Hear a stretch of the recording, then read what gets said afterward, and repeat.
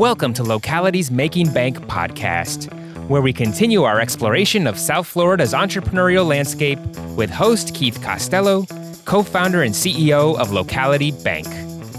Sit back, relax, and let South Florida visionaries guide you on an entrepreneurial journey from tribulation to triumph, sharing the very stories that have shaped them. Mike Fee, welcome to Locality Bank's Making Bank podcast. Well, thank you for having me. I appreciate it.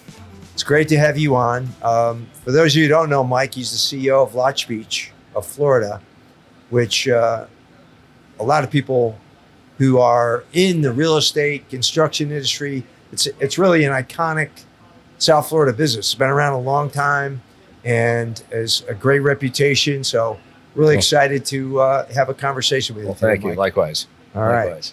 So usually we just start out like telling your story. I know you're local from Fort Lauderdale and you grew up here. So tell us about what it was like growing up here and your family. And Sure. So I was born and raised here, born at Holy Cross Hospital. I am the youngest of four.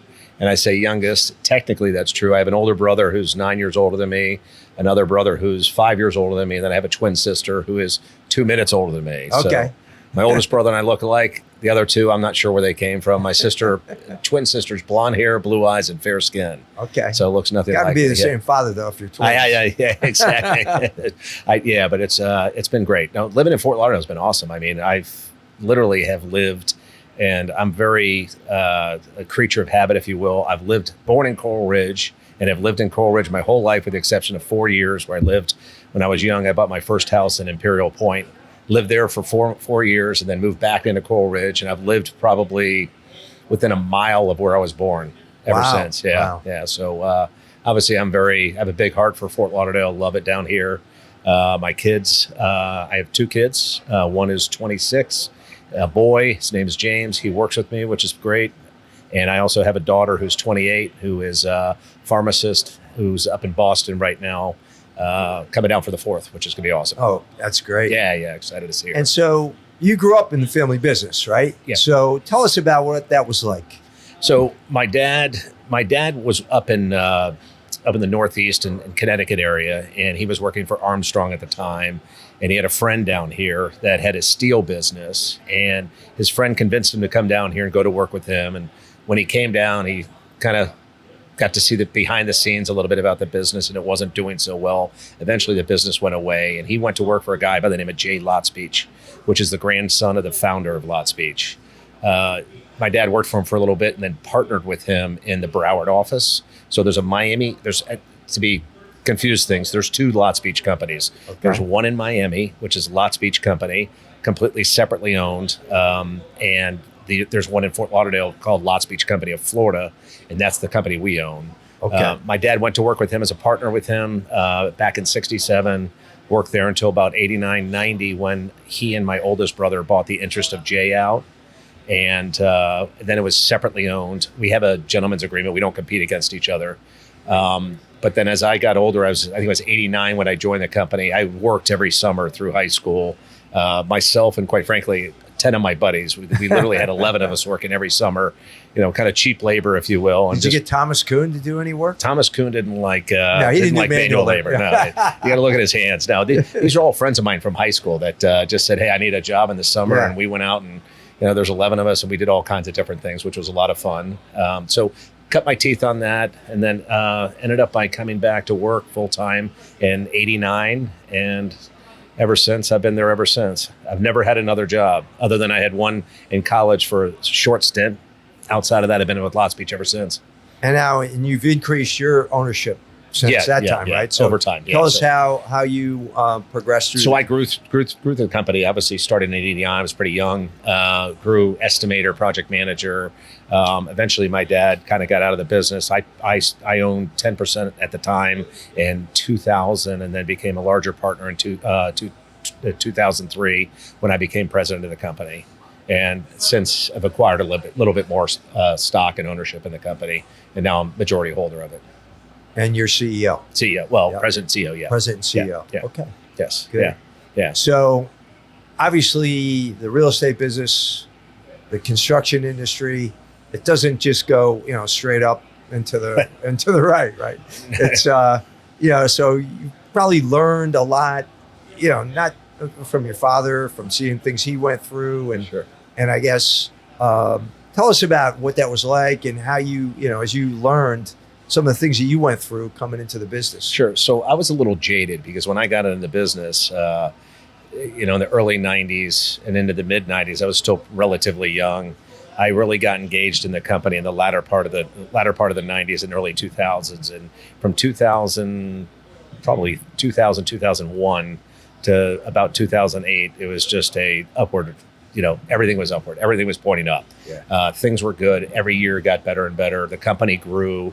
Kind of like now, which is a little scary. A little bit like now, yes, a little bit, a little different because it didn't go as vertical as it did in 2006 and 7. Yeah. So things got really crazy there, in a good way.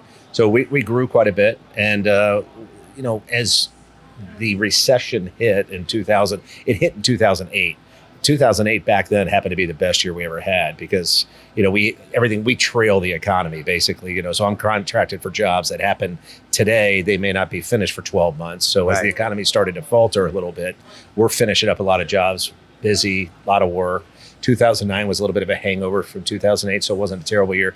2010 was the worst year we had in our company history. I mean, it went like basically the faucet was shut off, and you're really having to scrap for jobs, and you're taking jobs at percentages that we would never ever take, well below our costs. Yeah. And one reason is we want to keep our people busy. So you go through 2010 to about 13. It was very, very sluggish, kind of just not a very fun economy.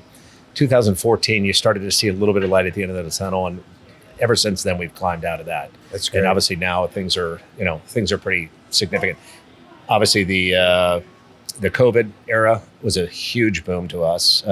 Number one, being open, that was huge, and then the influx of people that came down just brought so much construction down here. Oh yeah, and has continued ever since. And so. You said you do a little bit in Miami-Dade, but because of the relationship you have with Lotspeich Company, you guys, you don't do a lot down there. So you're mostly Broward, Palm Beach. It's technical and it gets complicated. So to simplify it a little bit is that we have a couple of clients that were allowed to go down to Miami with and bid anything, right? Okay. So the idea between the two companies when they were originally set up were that they would not compete. Yeah. So they do drywall, acoustical, and exterior. We do drywall, acoustical, and exterior. So the idea is I can't go down to Miami and compete against them on any job that I want to, with the exception of those two clients. Outside of those two clients, I have to call them and ask them, are they bidding the job? If they say no, then I could bid the job. If they say yes, I have to back off it.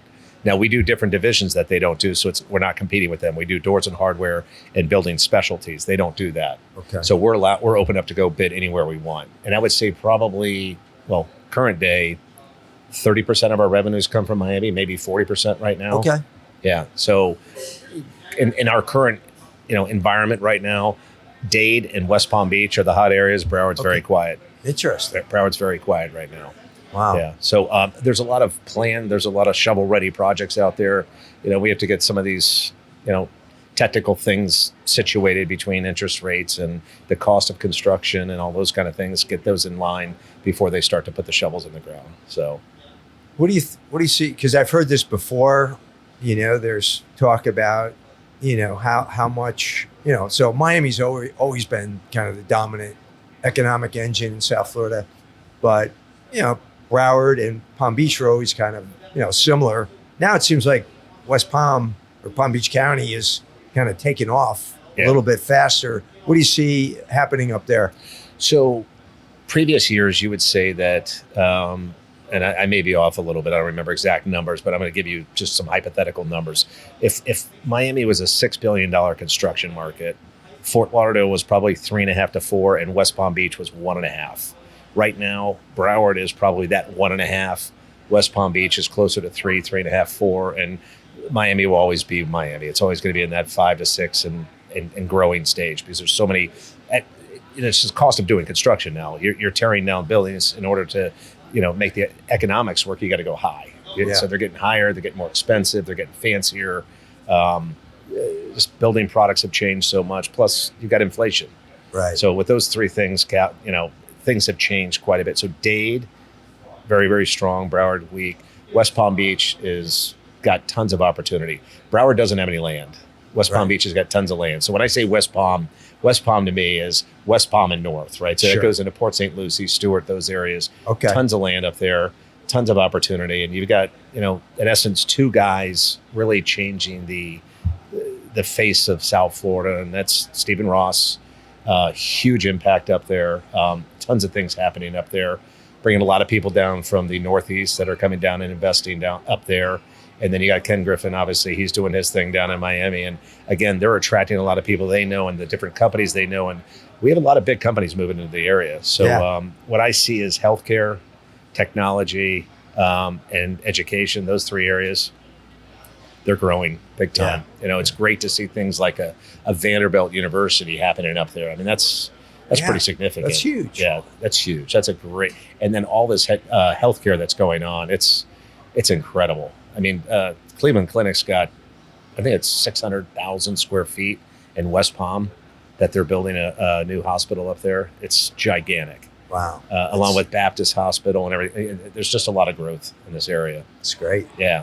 So the, going back for a minute to, the 08, through 2010, tell us how you navigated that at that time, because, that's a really, really tough thing to go through. Obviously, when you're, because I know you're totally dependent on your, the work coming in and the new contracts that are being signed. And so, and I know you're also, just because I know you and how you operate, that you're very much a devoted person to your team. And the employees mean, I remember your comment in our group saying, we love them up.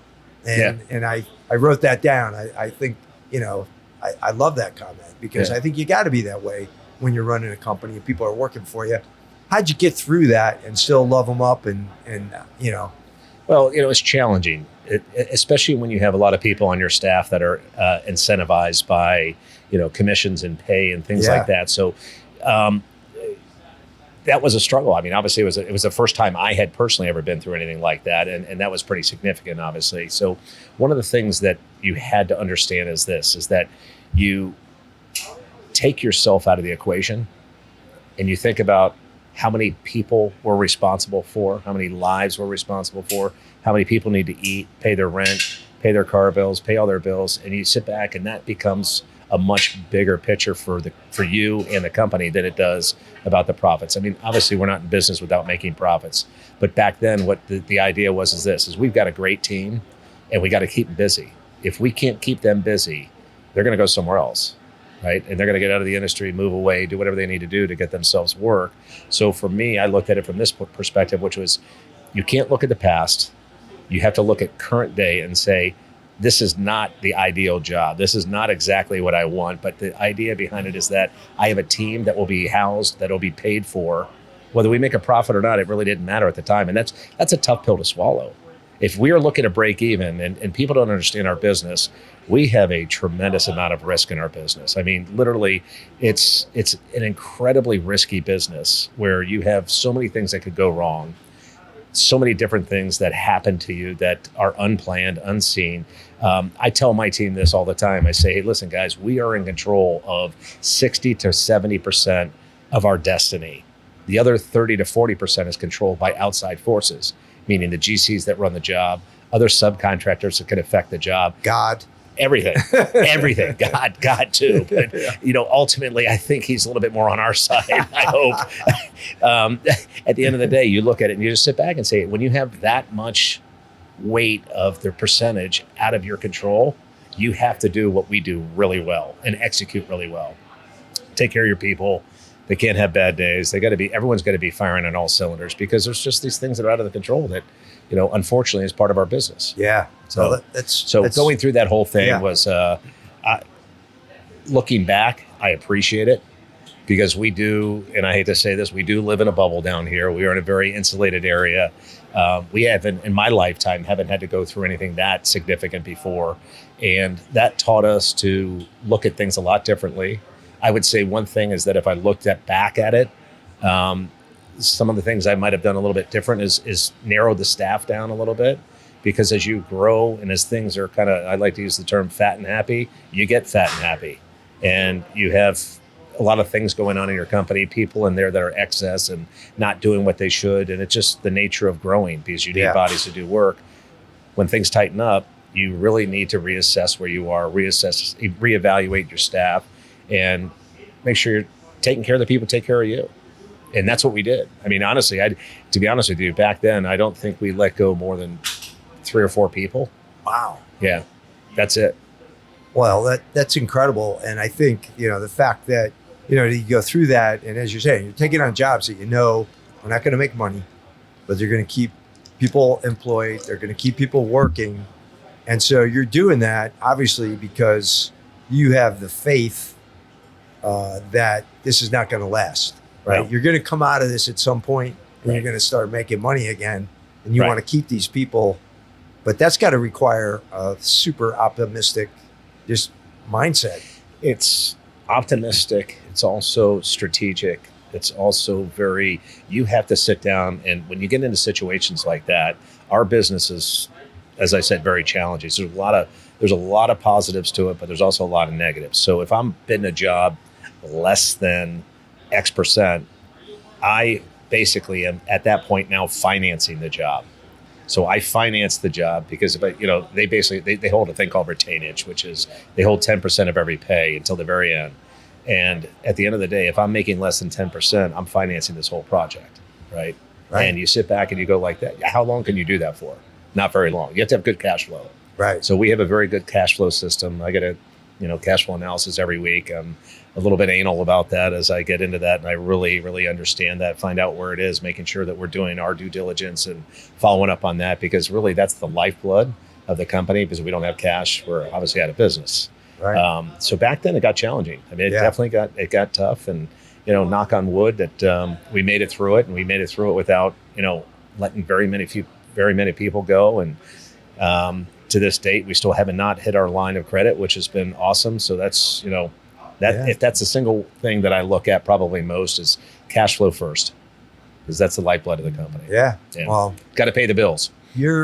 As you said, it's a super risky industry. I mean, I know as a banker, like construction loans are the most riskiest loans we do, and we're in less control than you are. Yeah. So think of how we feel, the acquisition, development, construction lending, clearly the most risky form of lending in our world too. So, we appreciate exactly, all the risks that you're dealing with there. That's why it's important for you all to make sure you're getting with the right partner that runs a good project, moderately conservative views. I look at it from the standpoint of saying I don't ever need to be the biggest, and I don't care how much we do in revenue. What I care about mostly is 2 things. I care about our client being happy, making sure that they go back to their office and preach our name, and I care about our people. And I've always said, if we keep our people happy, we keep them energized, and we take care of our clients, everything else follows. You don't need to worry about revenues. You don't worry about profits, because that will come when you do those 2 things. I think you're absolutely right. It's like, you think about like great sports teams and the great coaches. The great coaches are just great at getting the greatest talent, right? Yeah. Recruiting the greatest players. You got the greatest players. You're going to, you may make a great speech in the locker room, but, ultimately, that talent is going to win. Yeah, and absolutely. Keeping those talented people on your team. So I'll talk about that a little bit. How do you, and I've met some of your team, and you've got some great people. Yeah. How do you go about recruiting talent and getting these people, fired up about working at Lotspeich? So it's interesting. That is a very interesting question, especially at this time right now, is that my dad had a good eye for it. He hired a bunch of good people that helped grow the business to a certain level. My brother did a good job with it, with hiring some people that, grew the company to a certain level. And then when I came in 2003, that some of those people were still there. And I looked at it from my perspective I think it was probably about 4 years ago, when I sat around and I looked, I go, geez, I'm the youngest guy in our management. And I at the time was 54 years old or 53 years old. And I'm sitting back going, geez, we really need to do something about this. Mm-hmm. So we went out and hired, my son was working for me at the time, and I hired 8 of his friends. I asked him, I said, do you know anybody who wants to get in the business? And he went out and he said, yeah, I know a bunch of people, right? So we ended up by hiring 8 of his friends, which was the best thing I had ever done. I had a young man that was working for us prior that was definitely a prodigy, definitely a guy that I really wanted to bring up in the company. And unfortunately, he did not like South Florida. He had a girlfriend, now his wife and mother of their son, and his father had a business up there that he wanted him to come back and take over in Ohio. So he moved back to Ohio. That's when I said, all right, look, I'm not going to do this 1 or 2. Let's get enough people. Let's build some bench strength, and let's find out who's actually going to live with the company. Because if you hire 8, I mean, in 5 years, you hope to have 4 or 5 of them left. Yeah. And we're 4 or 5 years in, and I have 8 of them still there. So wow, that's a great thing. So that is great. We've got some young talent. That's good to hear. Yeah. You know who else used to do that? Wayne Heisinger. Yeah. Well, remember Wayne would hire, his, Wayne Jr.'s buddies and put them all into the blockbuster franchises, and they all became multimillionaires. Yeah. It was, I will tell you that it was accidental, and it came with kind of hurt pride when that young man left us. And I loved this kid, and I thought he was awesome. He is awesome, a great guy. Well, if he's watching, maybe, he'll come back. That's it. Yeah. Well, I don't know about, I've tried. It's not going to happen. He likes his life up in Ohio, but nonetheless, what it did force me to do, which was, people talk about things that happen to you in life. That was something that happened to me in life where I was very invested, and it didn't work out that I wanted to. However, it brought me into a different arena. It brought me into a totally different mindset. And doing that, I've hired, like I said, a bunch of my son's friends, and quite frankly, none of them, with the exception of 1, maybe 2, had construction experience. Interesting. And one of the guys who didn't have construction experience, and he's a super sharp guy, just finished one of the largest projects we've ever had in our company history. Wow. Ran it himself from 24 or 23 years old to 25. Very, very little oversight. And the feedback I got from him was he was awesome. He did a great job. This is coming from the clients. It's coming from our own staff. So you look at it, and what we did is, I don't know if it's right or wrong, but this is what I did, is I throw them in the deep end, and I stand on the side, and I have a life vest just in case when they get to their neck, you throw it to them, and you help them out. And, but these guys have done a great job. So I know our future is really strong, and that's kind of our model right now, is we are building a bunch of bench strength. We had a kind of a, a trial and error process in our company where we had taken somebody who was senior and put somebody underneath them. And then all of a sudden we put another person underneath. And what we found is that we were growing when we had somebody who became ill in our company. The 2 young people underneath him took over, and we never skipped a beat. So it was great to have that bench strength. Yeah. Oh, that's great. That's great advice to It's a tough mindset to get through. I mean, it's even tougher when you're going through a recession, when things aren't as robust as they are now. Yeah. You have to invest in your company, and that's what we've done. So it's been almost 20 years since 2008, right? Yeah. We had COVID, but we really haven't had a significant credit cycle, downturn, recession. You see anything out there that concerns you, or? The beginning of this year, I got a little concerned for the year, short term, right? And things have kind of panned out a little bit the way I thought they would, which is a little slower than last year. No concerns. Things are still good. I think that the next few years are going to be pretty decent. I do believe that there's a black cloud brewing somewhere out there. I just don't know when it's going to hit, and it's going to happen, whether it be 3 years from now or 5 years from now. Like I said, we're in an incredible bubble right now. We've got a lot of momentum. Florida, Texas, places like that have so much momentum right now. There's so many positive things. We do need to learn how to control. We've got some things we got to work on as well. We got to work on our, taxes. We got to work on our cost of living down here, the housing, things like that. Those things are a deterrent for a lot of people. It's hard for me to go out to a different state and say, hey, look, I'm going to pay you X. And if I pay you X and somebody else is offered an X in a different state, they're not going to come down here. Right. The cost of living, the lifestyle down here is, 30% less than they can get somewhere else. Yeah. So that's a challenge.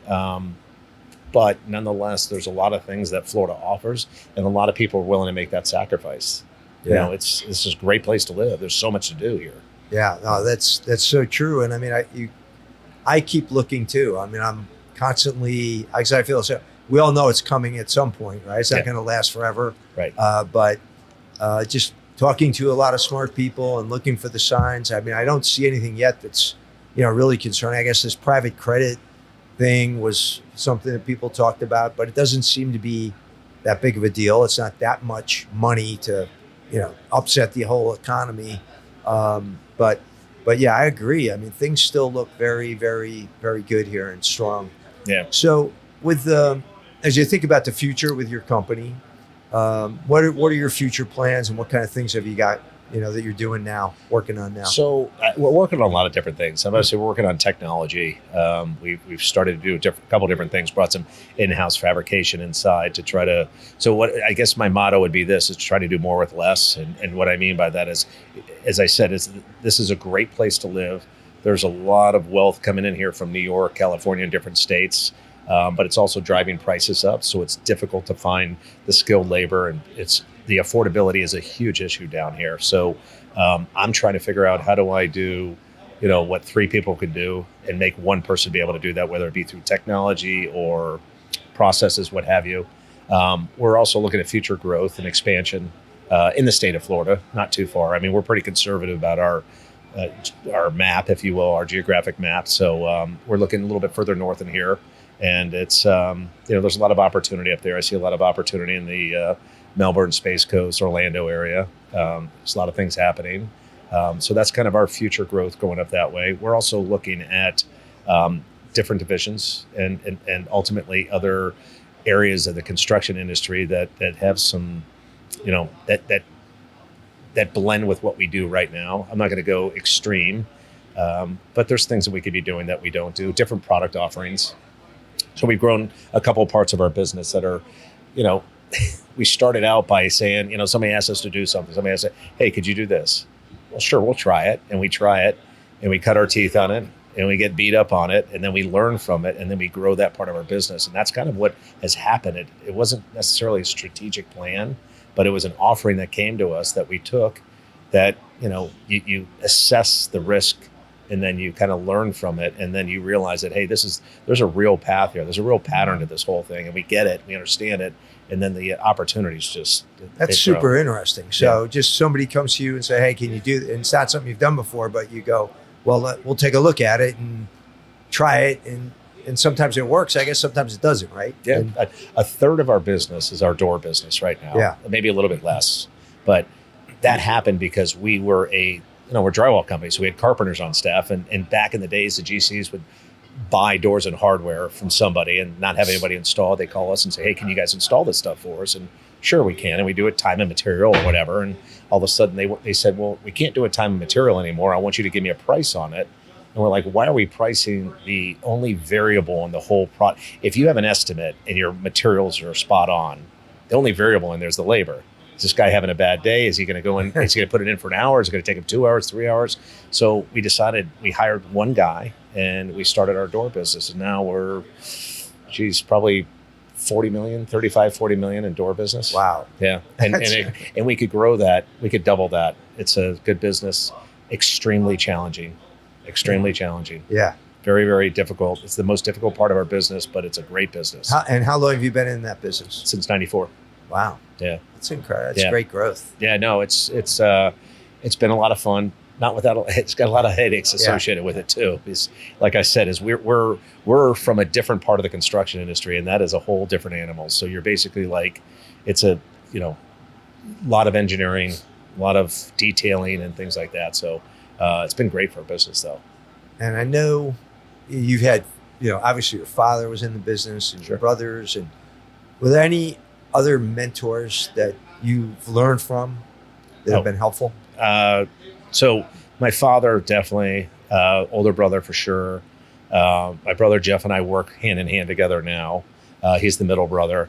And I would say probably the biggest impact for me has been things like Vistage, and I'm in 2 peer groups. Okay. So my 2 peer groups, one for probably 15 or 20 years, and the other one for about 5 years. And these are businesses throughout the United States, smaller, larger, a mix of everybody. And sitting around a table with 6 or 7 guys and just everybody opening up about what they're doing, and the mindset really that's been incredibly impactful. And what's unique about Vistage, for me at least, was that it wasn't construction related. My peer groups obviously are all construction related, all similar businesses.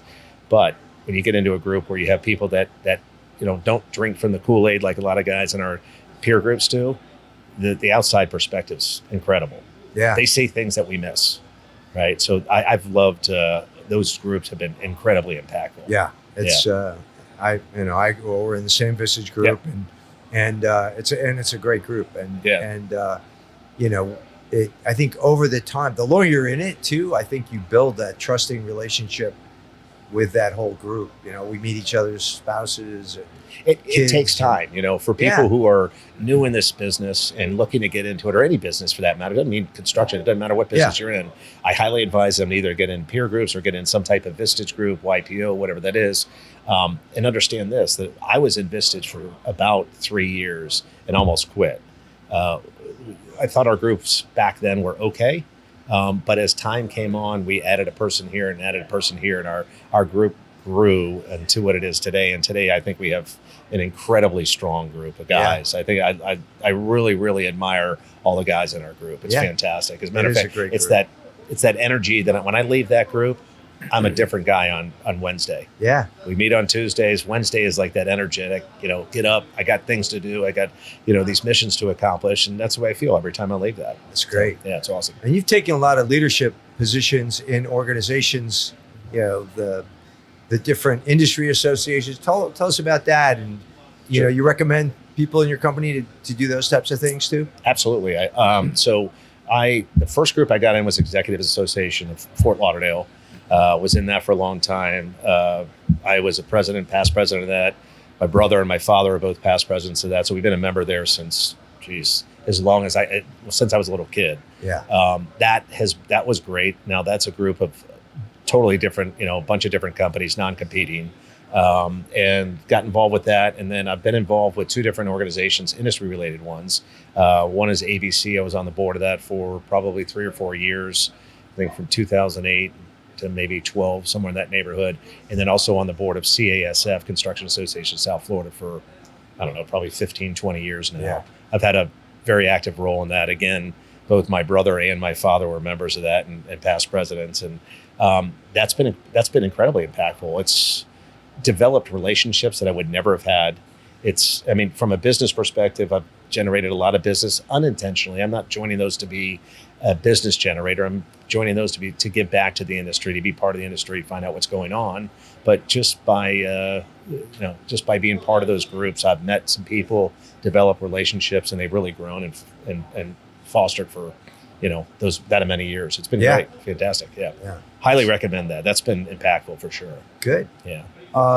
Any other advice you would have to somebody who's particularly in the construction, I know I've heard you give advice to some of the guys in our group who are younger guys getting into the business.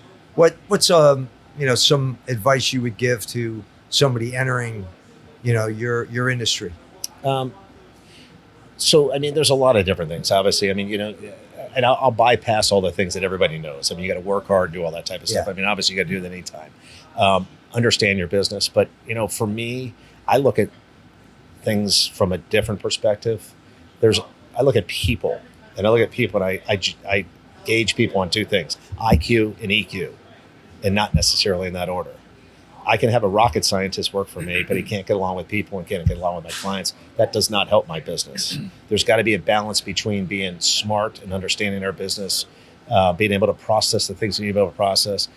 Probably more importantly is being able to understand people and understand what this person is asking for, being able to solve that problem, whether it be an in-house person or an out of the office person, a client or whoever that is. You've got to understand what they're asking. You got to understand what their needs are. You got to take care of them, obviously within reason.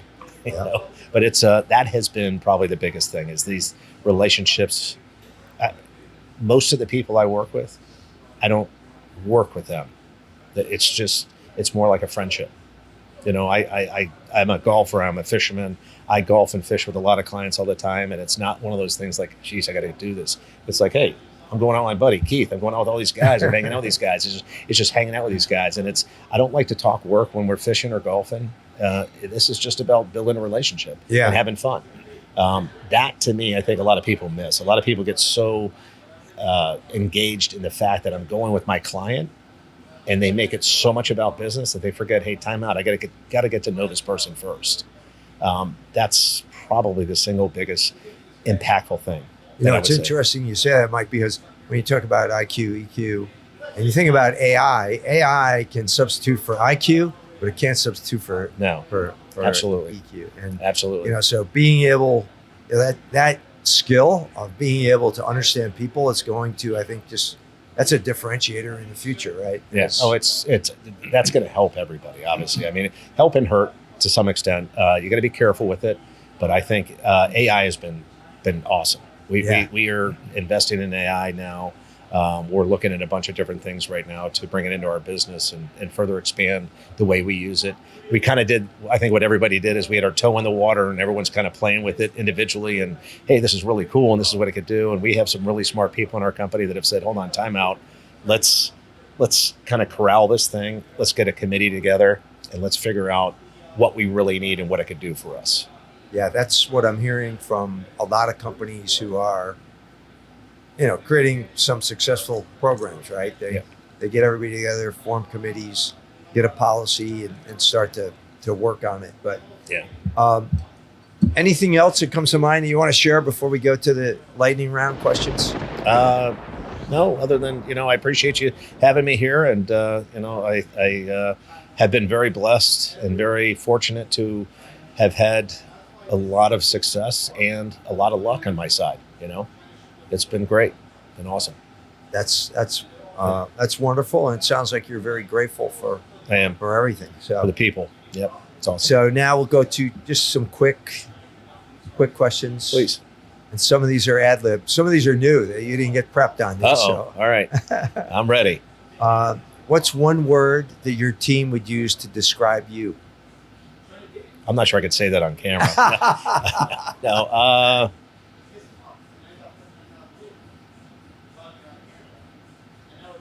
Kind. That's great. Are you more of a visionary or an operator? Visionary. Oh, good. I already know the answer to this one, but I'm going to ask it anyway. Morning person or night owl? Oh, 100% morning person. Yeah. So what time you get up usually? In between 3:30 and 4:30. Yeah. I mean, so I used to do that. Now I'm sleeping in, Mike. I'm done. I can't. I try and it just doesn't work. I mean, I go to bed, literally I'm upstairs probably about 8:45, 9 o'clock, asleep by 9:30 every night. Okay. Yeah.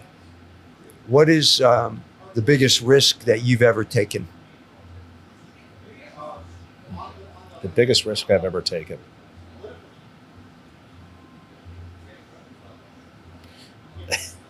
You should know the answer to this question because you've heard it enough in our Vistage group, is that I'm extremely conservative.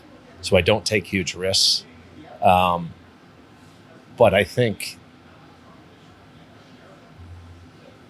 if I had to say anything, I mean, honestly, it's taking on some of these jobs that I look at. You know, there's nothing in my life that I've really risked. I've been very fortunate to have been very conservative, been married for a very long time, had a wife for, she's 29 years. No, she's not 29. We've been 29 years. She looks 29. Yeah, she does. Thank God.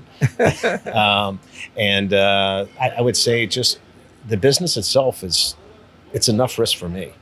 It's challenging. I mean, most of my outside stuff is very conservative. So when I look at our business, I use the analogy that, you know, we have the Lotspeich is the ship and we have missiles pointed at it all the time. And I just don't know when's going to go off. And hopefully one never goes off. So looking at these things and just trying to manage that risk has probably kept me in a much more conservative approach than a lot of people would say. Then you probably should maybe miss some opportunities by doing that. But at the end of the day, you know, I look at things and say, hey, listen, as long as we're being safe, we're moving forward, we're growing and things like that, I live by that. I'm okay with that. Well, you're in a tremendously risky, as we said, business. Yeah. You know, to begin with. So the fact that you are as conservative as you are is probably why you're still successful. Yeah. Honestly. Yeah. What is the biggest failure that you've ever had?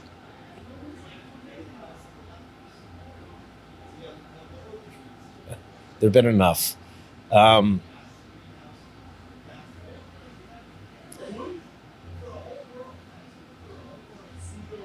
recognizing things soon enough.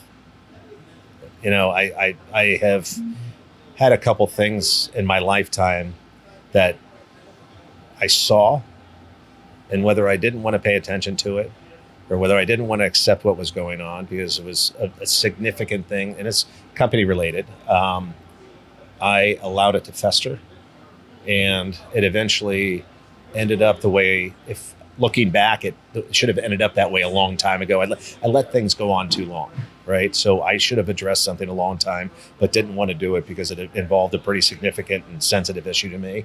And that, to me, was the biggest failure. And I, to be honest with you, it was fear that made me do it, right? It was the fear of what happens if I do this. And what I realized when it did actually come to fruition, the fear was unjustified. You put a lot of things, your mind works in many different ways, and there was many sleepless nights over it.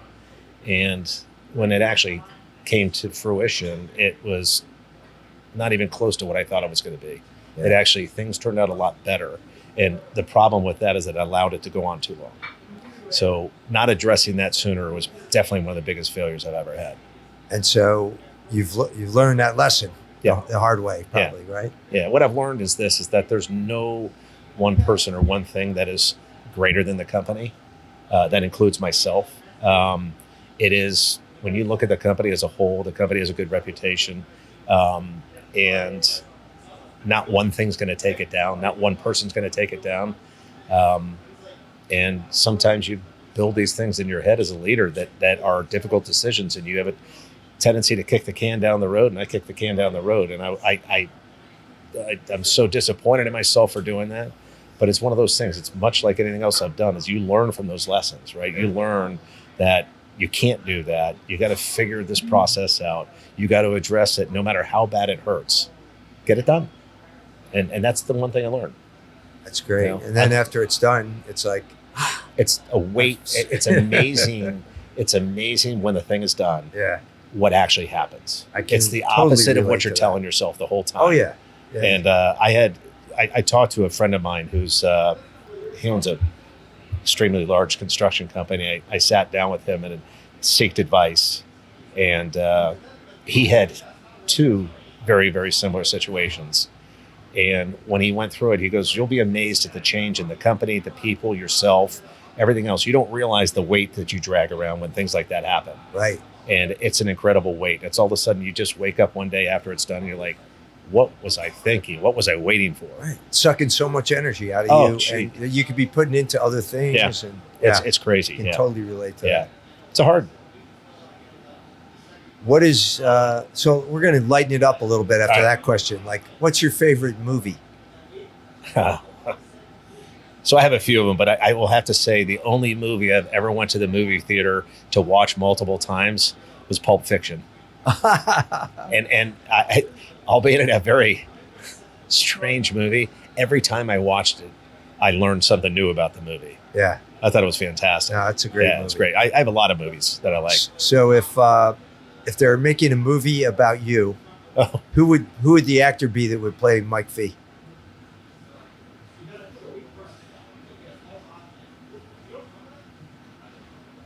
Well, I'd hope it'd be like Brad Pitt or something like that, but probably not. You can do that. What's his name? Gandolfi. James Gandolfini. Somebody came to me one day and said, "You know who you remind me of, who you look like?" I'm like, "Who?" And they said, "James Gandolfini." And I'm like, "Are you serious?" And the only thing I can remember about him is his wife beater shirt and boxer shorts. I'm going, oh, life has gotten tough. We're going to go with Brad Pitt. There you go. Let's do that. Yeah. What is the best financial decision that you've ever made?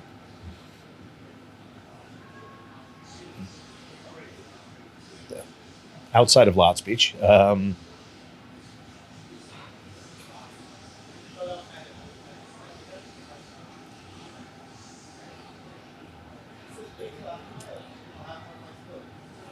I built a house a few years ago. It's been good. That's going to be a good decision. It wasn't not necessarily a return financial one right now, right? But I mean, at the end of the day, what I've enjoyed very much is I've enjoyed doing something from start to finish. And given the fact that, the economy or the environment, the housing environment's grown quite a bit, and become a little bit more expensive. It's been a good financial decision for me. Yeah. When I wasn't sure if it was going to be at the time. And then the other one I'd have to say for sure is being part of Vistage. I've had some opportunities, obviously, to invest with some people, and those investments have turned out to be very good. I enjoy it. I'm not your traditional, equities kind of investor. I do it. I do it because we need to, but I enjoy things that are more tangible. Like I understand real estate. I understand commercial real estate. I understand residential real estate. I really enjoy that market. So I really enjoy investing in that. That's where I find passion. Right. Equities to me are just, it's something that you have to have, kind of sits over there. I look at it, a couple times a year. It does not excite me. And obviously we've had some good growth in those equities. It's fine. But when I look at a piece of property or a warehouse and you buy it and you've got it leased up and you get your leasing from 85 to 95% and you're watching the appreciation, I love that. It's interesting when you sit back and you look at having somebody buying a piece of property and having somebody pay down your debt. Yeah. That is a great way to build wealth. Appreciating asset that appreciates. It appreciates and it's being paid by somebody else, or Right. at least a portion of it is. Yeah. That's pretty good. That's good. So now I'm going to ask a self-serving question. Sure. What is the most frustrating thing that you've dealt with banks?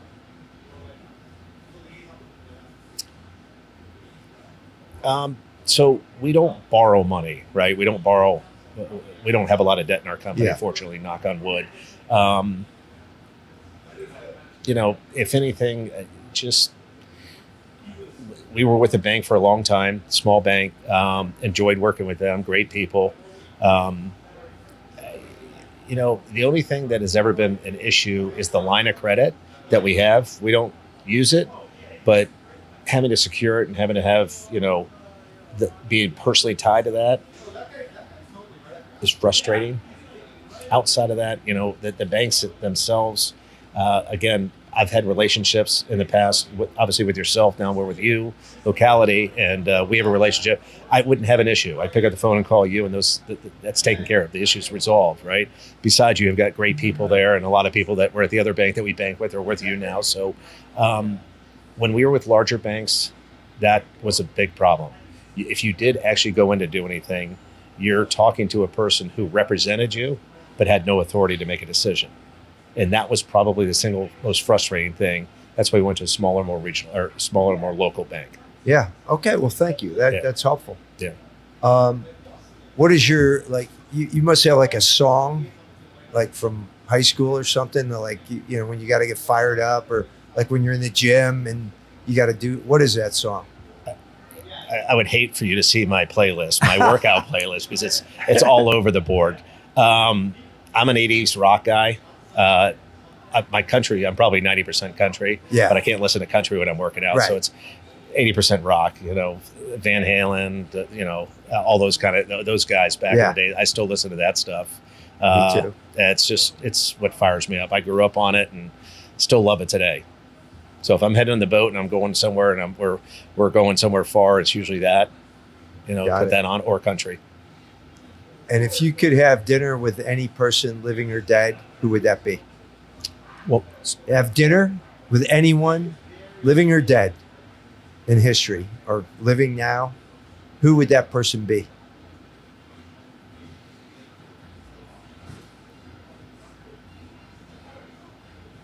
probably Wayne Huizinga. Wayne Huizinga. That's Yeah. a good one. So I would have typically said Steve Jobs. Yeah. Obviously, I respect what he's done. I mean, who can't, right? I mean, how just to hear his mind, how his mind works. I mean, it's crazy. But Wayne Huizinga to me was a guy that, I grew up in South Florida, and I watched what he did down here, and he was everywhere, and he was philanthropic. He's just an incredible business guy that built, just took something from nothing and grew it to something incredible.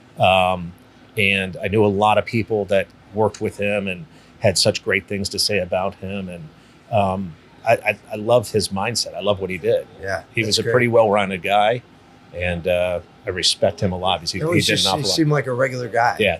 Yeah. And Yeah, great. it's interesting. He was our Steve Ross and Ken Griffin back. We We need another one. Oh yeah, absolutely. We do. We got them both. But we do. A homegrown one would be great. Yeah. Good guy. So, really, it's been a pleasure talking with you. If somebody wants to get, somebody's got a job, they need, they got a big construction job. How can they get in touch with you? They can call the office and just ask for me personally, and or go on the website and all the information's there, and just have them get in touch with us, and we'll do whatever we can for them. So, great. But I appreciate you having me. Thank you very much. Yeah, we're live from Empire Social. Mike's actually the first guest that's had a cigar with me. Although you haven't really been puffing on it. Well, it went out. I didn't want to light it on air, so I was going to wait till after. So. All right. Well, thanks, Mike. It's been great. I appreciate it. Thank you, buddy. Thanks, buddy. You too. Thanks for tuning in to Localities Making Bank podcast. Be sure to subscribe on your favorite podcast platform to catch the latest episodes, and visit localitybank.com today to learn more about all the benefits of banking local.